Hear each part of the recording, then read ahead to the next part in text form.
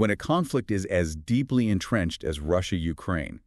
I mean, can a single dramatic diplomatic move truly break the deadlock? Or, does it just add another layer to an already incredibly complex game, maybe without really changing the fundamental dynamics? Welcome to the Deep Dive. Today we're plunging into the latest high-stakes diplomatic maneuvers surrounding the Russia-Ukraine conflict. We're paying particular attention to some, surprising developments coming out of Washington. And our mission, really, is to try and understand why, despite these renewed efforts, lasting peace still seems so incredibly elusive. Yeah, we've been sifting through quite a stack of recent sources for you, insights from Al Jazeera, Meduza, RAND Corporation, CBC News, WYPR, and CSIS. And these aren't just headlines, right? They give a really fascinating kind of granular look at the complex interplay here. Military aid, economic pressure, those deep, deep grievances that just continue to define this thing. Okay, let's unpack this, because what's unfolding on the diplomatic front is, truly something we need to understand in depth. And stepping back, seeing the wider implications, you'll discover just how many intricate layers there really are to this geopolitical chess match. Yeah. And why some moves that maybe appear disruptive on the surface might not be as impactful as they first seem. Right. Speaking of potentially disruptive moves, let's kick things off with this bold play from President Donald Trump. He laid down a pretty striking ultimatum on July 14th, 2025. What exactly was this threat? What kind of pressure was he trying to exert? Well, he stated quite clearly, didn't he? If a peace agreement isn't reached with Russia within 50 days, so that puts us in early September, he'll impose very severe tariffs. And he emphasized 100% tariffs. I mean, when you think about that number, it's just staggering. It really is. But there's another layer here, isn't there? Something beyond just direct tariffs on Russia, these secondary tariffs. Who could they actually target? Well, yeah, that's where it gets really interesting for the global economy. He threatened these secondary tariffs on other countries, basically nations that keep doing significant business with Russia. Right, so think about the ripple effect. You mentioned India. Exactly. India imported, 35% of its crude oil from Russia in 2024? China, about 19% of its oil. And Turkey. Wasn't it nearly 60% of its refined petroleum from Russia last year? That's right, in 2023. And it's not just oil. European nations spent over $700 million on Russian uranium just last year. Wow. So these secondary tariffs, they could force some really difficult choices for a lot of countries, potentially reshuffling global supply chains, maybe even alliances. Alongside this tariff threat, Trump also announced a new agreement, billions of dollars worth of top-of-the-line U.S. weapons for Ukraine, including those Patriot air defense missiles they've been asking for. And a crucial detail, especially thinking about the domestic audience in the U.S., is that NATO, not the U.S. directly, will reportedly foot the bill for these weapons. Right. Which looks like a potential answer to some of the criticism from parts of Trump's base. People like Derek Evans or those social media commentators Keith and Kevin Hodge, who'd been vocal about previous U.S. funding. Mm-hmm. And there's some useful analysis here from Marina Miron at King's College London. She helps put the Patriot systems into perspective. Okay, what's her take? Well, she says, Patriots are indeed excellent for ballistic missiles, no doubt. But Ukraine's needs are incredibly broad. They also urgently need, short to medium range air defense, multiple rocket launchers, a whole range of things. So her view is it's maybe not a game changer militarily. Exactly. From her perspective, this move seems to be more of a political move rather than anything else. It's perhaps more about the optics, maybe reshuffling who pays, than providing systems that will make a substantial difference on the actual battlefield right now. Okay, so given this pretty aggressive posture coming out of Washington, the tariffs, the weapons deal, how has Russia responded? What's been the reaction from Moscow? Well, interestingly, President Putin himself hasn't offered a personal response, not directly. And the markets. Also quite telling. The Russian stock market actually rose 2.7% after the announcement. And the ruble, after a bit of a dip, recovered pretty quickly. So it signals a kind of keep calm and carry on approach. On the surface, yes. But that calm exterior, well, it masks a deeper analysis from the Kremlin. Spokesperson Dmitry Peskov called Trump's statements very serious, said they needed time to analyze them. But he immediately followed that by saying, decisions from Washington and NATO are consistently seen by Russia, and I quote, not as a signal for peace, but as a signal to continue the war. That's pretty blunt. Very. And Dmitry Medvedev, the former president, was even more dismissive on X, calling it a theatrical ultimatum that Russia didn't care about. And other diplomats. A senior diplomat, Sergei Ryabkov, just flatly stated ultimatums are unacceptable. And Fyodor Lukyanov, who edits Russia and Global Affairs, gives some crucial insight here. Yeah, it's that. He suggests the Kremlin views Trump's style as, well, inconsistent. They seem to expect that U.S. military support under Trump won't actually reach the levels seen under Biden, so they don't see this as fundamentally changing the battlefield equation for them. Okay, interesting. So, moving from those high-stakes threats and the, let's say, muted Russian reaction, let's pivot to the actual talks. The recent Istanbul peace talks, July 23rd.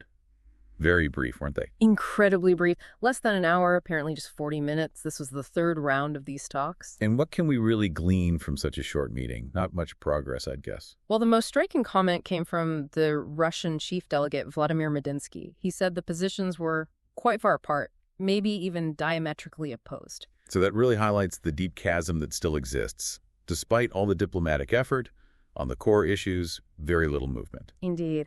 But there was one area where they seemed to consistently find some common ground, and that's on the humanitarian front. Ah, the prisoner exchanges. Exactly. We've seen this before, and it happened again in Istanbul. They agreed to another humanitarian exchange, this time involving at least 1,200 people, which is significant.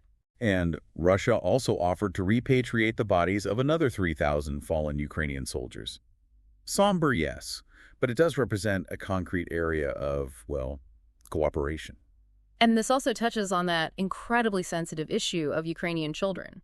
Ukraine insists on their return. They claim 19,000 have been forcibly deported. And Russia's position? Russia says it's working through a list of 339 names provided by Ukraine and claims some have already been returned to legal guardians. So while the big peace talks really struggle, these humanitarian efforts, they do represent a tangible area where some cooperation is happening, even if it's slow and difficult. Right. Small wins on the human side. But the great divide remains on the core political and military issues. Ukraine's delegate, Rustem Umerov, he was very firm, wasn't he? Absolutely, demanding a full and unconditional ceasefire as the absolute starting point for any effective diplomacy. And he also proposed that big leader summit by the end of August. Zelensky, Putin, Trump, Erdogan. That would be quite a meeting, wouldn't it? It certainly would, but Russia's delegate, Medinsky, he pretty much shot that down immediately. Oh, what was his reasoning? He said such a meeting should only happen to seal the deal and sign it, not to, quote, discuss everything from scratch, which points to a really fundamental difference in how they even approach the idea of high-level talks. And instead of a full ceasefire? Russia only proposed short humanitarian pauses, like 24 to 48 hours, mostly just to evacuate wounded and falling soldiers. That's a world away from Ukraine's demand. And there's also the issue of Putin's view of Zelensky's legitimacy, right? Since Ukraine didn't hold elections during wartime. Exactly. That adds another major complication to any potential direct leader-level summit. It makes it even harder to imagine them sitting down together anytime soon. So, okay, when we put all this together, the bold threats from Washington, the brief, difficult talks in Istanbul, then, what does it all mean? Why is peace proving so incredibly difficult? It really comes down to some deep-rooted obstacles, doesn't it? It really does. If you zoom out, the war isn't just about keeping Ukraine out of NATO, although that's often cited. For Russia, it seems profoundly about securing long-term influence in Ukraine. And ultimately establishing what they'd see as a genuinely Russia-friendly regime in Kyiv. Precisely. And you can't ignore the internal Russian context either. The Kremlin has framed this whole invasion as a war against Nazism. That narrative makes any significant compromise with the current Kyiv government politically really difficult, maybe even unpopular inside Russia. It sort of locks them into their position. And on Ukraine's side, you have a nation that's endured just immense sacrifice. For what? For its ambition to be a formal, integrated part of the West? Right. It seems highly unlikely they'd willingly give up on that vision now, a vision that's cost them so much blood and treasure. In fact, you could argue that if they were somehow forced into Moscow's demands, the Ukrainian government, the population, they'd likely become even more anti-Russian. Absolutely. It could end up being a completely self-defeating outcome for Russia in the long run, which brings us to trust, or rather, the lack of it. Yeah, how can you build lasting peace without trust? It seems like there's just this profound mutual distrust constantly undermining any negotiation. You see it clearly. Russia accuses Ukraine of failing to implement the old Minsk agreements from 2014-2015. And Kyiv, well, understandably, has zero faith in making an agreement with a Moscow government that fundamentally doesn't seem to recognize its sovereignty or its territorial integrity. That trust deficit is just, Monumental. Monumental is the right word. And to add another layer of complexity, Putin's stated war aims, they've actually evolved over time, haven't they? Yeah, beyond the initial goals, territorial gains, opposing NATO, there's this newer objective that emerged after Ukraine's incursion into Russia's Kursk region last year. The buffer zone. Right, establishing a 10-kilometer or 6-mile buffer zone deep into Ukraine's Dnipropetrovsk Oblast, a key central region. And the stated goal there is to push Ukraine's long-range missiles out of striking range of Russian territory. So the goalposts themselves keep moving, making any kind of static peace agreement even harder to pin down. And ultimately, the reality on the ground, the current combat situation, it suggests neither side is really likely to achieve a decisive military victory anytime soon. Exactly.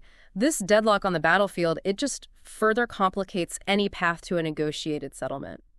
Neither side feels pressured enough militarily to make those fundamental, really painful concessions that a true peace would require. Okay, so given all these complexities, the lack of military breakthrough, the deep distrust, maybe it's worth taking a closer look at Turkey's role. They seem to be acting as a key mediator, but it's a very complicated position. It is incredibly complicated, but also unique. What's striking is Turkey's position. It's a NATO member, right? It provides military equipment to Ukraine. Think of those famous Bayraktar drones. But at the same time, it maintains remarkably close ties with Russia. It hasn't joined Western sanctions. President Erdogan even has this chummy personal rapport described with President Putin. So that balancing act lets them play multiple roles. Exactly. Diplomatic, economic, security, humanitarian. Few other nations could really manage that. And they have had some successes acting as this bridge, haven't they? Definitely. They hosted that very first high-level meeting between the Russian and Ukrainian foreign ministers way back in March 2022. And critically, they brokered the Black Sea Grain Initiative. July 2022. That was absolutely vital for global food security, getting grain out of Ukraine. Vital, yeah. And they've been instrumental in facilitating those prisoner swaps we talked about. They even hosted U.S. and Russian spy chiefs to talk about nuclear threats, which really shows their unique position as a communication channel. It does. However, that neutrality, or perceived neutrality, it faces challenges. Some see Turkey as more of a hedging actor, not truly neutral because it also balances against Russia in other places like Syria or Libya. And Russia might have issues too. Potentially, yes, because Turkey does provide military support to Ukraine, and Turkey's official stance is firm. Crimea, Luhansk, Donetsk, they're all Ukrainian land. And the West.